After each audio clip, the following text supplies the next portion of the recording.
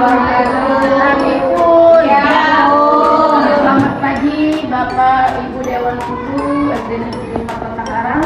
Kali ini saya mencoba mensosialisasikan pembahasan dalam papan interaktif digital. Kemarin saya sudah mengadakan pelatihan di BPMP mengenai papan interaktif digital.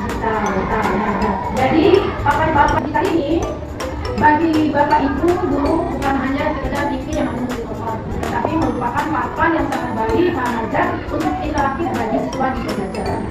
Ya Bapak Ibu, saya akan coba menjelaskan sedikit tentang inspirasi penggunaan bahan ajar interaktif untuk digitalisasi pembelajaran di sekolah. Tujuan dari materi ini yang pertama, peserta atau siswa kita atau kita sendiri mampu memahami definisi bahan ajar interaktif atau papan digital ini. Yang kedua, peserta mampu menemukan inspirasi aktif bahan ajar interaktif. Lalu yang ketiga, peserta mampu memanfaatkan bahan ajar interaktif dalam digitalisasi pembelajaran. Bapak Ibu, kenapa dibilang papan interaktif digitalisasi? Digunakan hanya bukan untuk guru, tetapi digunakan juga untuk siswa. Maka siswa bisa beraktif, berkoordinasi dengan Bapak Ibu menggunakan papan digitalisasi. Bahkan tidak digitalisasi ini atau kalau bahasa ininya EFP, tapi kalau bahasa Indonesia bukan PID tapi PID ya. Lalu latar belakangnya dengan papan interaktif digital ini, yang pertama adalah dunia pendidikan terus berkembang di era digital. Yang kedua, digitalisasi pembelajaran menjadi solusi yang relevan. Diperlukan contoh penerapan digitalisasi dalam pembelajaran. Inilah latar belakang adanya papan interaktif digitalisasi bagi sekolah yang diberikan oleh pemerintah supaya kita mampu berinteraksi dengan siswa dengan lebih baik lagi dan lebih menyenangkan. Nah, di sini mengapa perlu belajar bahan ajar interaktif? Yang pertama, meningkatkan keterlibatan siswa, memfasilitasi pemahaman yang dalam, menciptakan pengalaman belajar menyenangkan dan personal, memberikan umpan balik instan, mendorong berpikir kritis dan kecerdasan. Inilah pentingnya bahan ajar interaktif yang salah satunya kalau saya adalah Smart TV ya. Tetapi yang harus Bapak tahu bukan penting, tapi papan interaktif digital PID, kalau adanya EFP. Yang pertama, bahan ajar memungkinkan siswa untuk berinteraksi langsung dengan bahan ajar, sehingga siswa tidak hanya sebagai penonton pasif. Nah, kalau kita hanya anak menonton video, tapi tidak berinteraksi atau interaktif dengan papan ini, sama saja fungsinya papan ini tidak ada. Tetapi kalau kita anak-anak berinteraksi langsung dengan papan digital ini, otomatis interaktif siswa dengan guru itu dapat berjalan dengan baik. Ya. Lalu di sini ciri bahan ajar interaktif yang pertama, membutuhkan aksi dari pengguna. Klik, geser, ketik, pilih. Bahan ajar interaktif tidak akan bergerak atau memberikan informasi baru sampai siswa melakukan sesuatu. Jadi kalau kita hanya menonton, mungkin selama ini Bapak Ibu menggunakan laptop atau layar proyektor, tapi kan anak-anak jarang menyentuh ya, tapi lebih kepada menonton, pasif menonton ya. Kalau ini bisa kita gunakan, nanti ya Bapak Ibu akan saya jelaskan bagaimana penggunaannya. Jadi berdasarkan interaksi siswa. Ini apa itu bahan ajar interaktif? Nah ini Bapak Ibu bisa dilihat inspirasi aplikasi pembuatan bahan ajar. Untuk kuis interaktif berbasis game yang bisa diakses oleh seluruh siswa dapat membuat video pembelajaran interaktif. Nah ini websitenya ya. Lalu apa lagi? Untuk presentasi interaktif kuis dalam platform, mendukung integrasi dengan Google Slide dan mobilitas siswa langsung dari siswa. Inilah beberapa kalau kita webnya, linknya yang bisa Bapak Ibu gunakan. Mungkin Bapak Ibu sudah sering menggunakan Canva ya, dalam aplikasi kelas, atau sekolah, atau aplikasi pribadi sudah sering menggunakan Canva. Nah ini banyak sekali link yang bisa digunakan selain Canva, Whiteboard, Wordpad, Videocall ya. Inilah beberapa inspirasi pembuat bahan ajar. Next. Nah ini juga ada inspirasi aplikasi bahan ajar. Ada mereka pakai papan tapi dia tidak tersentuh, cuma menampilkan. Ya hanya menampilkan, betul. Kita dalam waktu dapat melihat hanya material. Kalau ini tidak, siswa bisa langsung mencet, geser, klik ya. Lalu bayangkan sebuah terkecil yang lebar yang bisa disentuh tulisan gambar. Ini kurang lebih kayak seperti handphone kita ya. Tapi mungkin ada beberapa item yang sangat baik di dalam aplikasi PID ini. Nah ini aktivitas interaksi sebenarnya yang terakhir bisa dengan pembelajaran dalam ya.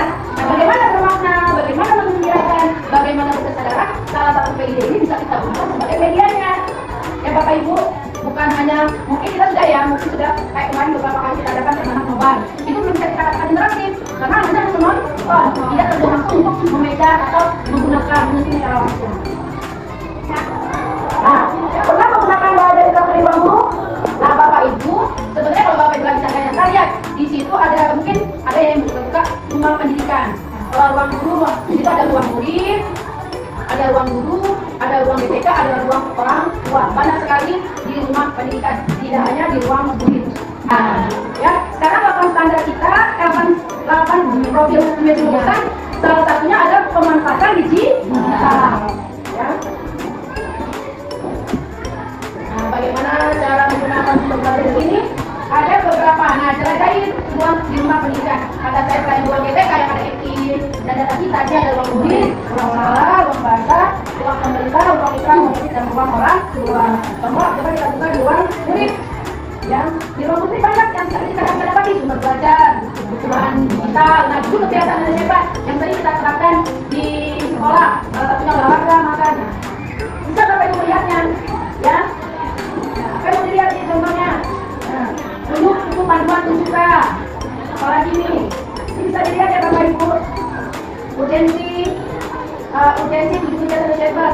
Ini bisa Bapak Ibu tampilkan saat menggunakan papan interaktif digital atau kalau kita ini sebut misalnya dulunya smart TV, ya. Ya, ingat pengucapannya bukan PID tapi PID, gitu ya. Oke, kita kembali lagi ke yang tadi yang saya jelaskan. Apa 3 rekomendasi pembelajaran digital menggunakan ruang murid? Setiap guru dapat memilih dan mengadopsi rekomendasi sesuai sumber daya yang tersedia, kebutuhan dan kemampuan murid. Yang pertama, gambaran umum, kelas terbagi dalam beberapa stasiun, belajar dengan aktivitas berbeda, contohnya menggunakan teknologi. Yang kedua, flip pen classroom. Yang ketiga adalah collaboration. Inilah beberapa 3 rekomendasi pembelajaran menggunakan papan digital literasi. Ya. Nah, ini ilustrasi penerapan collaboration juga ya, collaboration. Berarti bertukar ya Bapak Ibu. Anak bisa menggunakan papan digital, lalu berpraktek, lalu bisa menggunakan ruang murid, ya. Sedangkan kalau classroom, nah ini seperti contohnya. Nah, mungkin semacam kayak Google Form atau Zoom, ya. Sedangkan kalau aplikasi pasti karena kita di sekolah bermain apa? Kita bisa gunakan di kelas dengan menggunakan beberapa laptop, ya. Ini Bapak Ibu harus tahu papan digital ini harus berkoneksi dengan WiFi atau WiFi, ya. Kita buka dulu setelan, ya. Tersambung tidak papan tidak bisa dengan WiFi. Kita sudah sambungkan dengan kalau kita dengan berulang kuota itu sudah tersambung.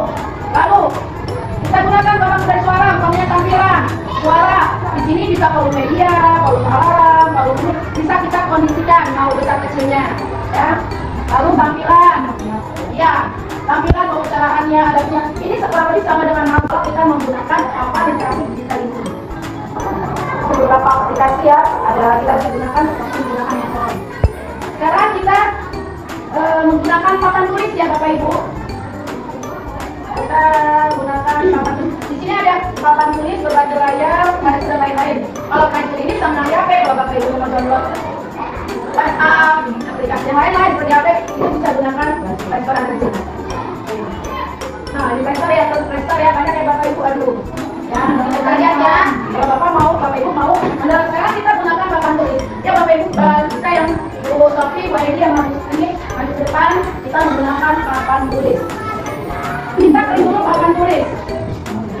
Silakan Bapak Ibu menulis apa saja yang mau Bapak Ibu tulis di sini. Oh iya. Kita gunakan papan tulis. Ini kan selain kita gunakan ini dulu. Ini kita gunakannya. Silakan apa yang mau Bapak Ibu tulis. Bulan. Ya.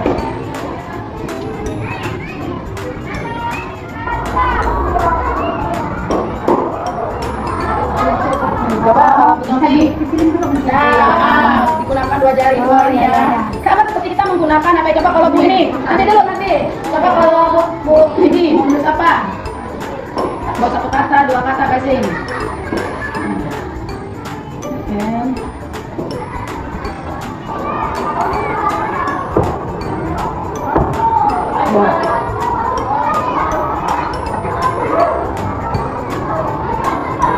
Oke, coba kalau Bu Sofi. Ibu kebiasaan. Ini tidak adil. Lagi. Bahagia. Nah, kalau mau menghapusnya bisa menggunakan sendiri, ini ya. Atau kalau kita mau menggunakannya secara langsung, kita tukar nama. Jadi yang pemilik lulus barang nih, kalau mau betul bisa Bapak Ibu apa namanya menghapus secara langsung atau secara keseluruhan. Coba misalnya atau gambar apa? Silakan. Pakai gambar bisa boleh. Ini nanti tulisan ini bisa jadi bagus ya. Standar buah. Boleh buah aja. Nah, apa lagi coba? Happy ya Bu. Ya happy. Oh, yakin aja. Jangan aneh. Yang aja. Apa bulat aja. Sekarang ya Bu. Apa ini apa ini? Ya. Coba di pengaturan. Nah, coba. Ada pengaturan. Coba pengaturan. Lalu transit pada standar. Nah, sekarang coba kalau ini kan tadi gini ya. Coba kalau ibu tulis nama Bu Hedi.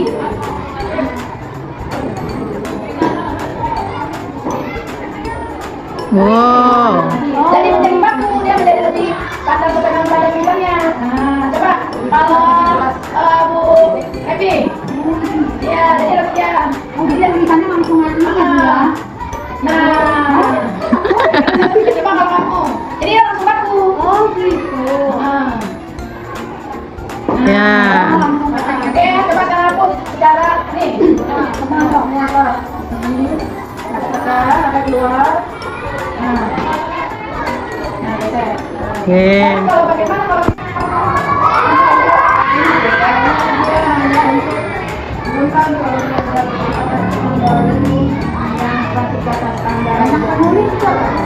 banyak penulis.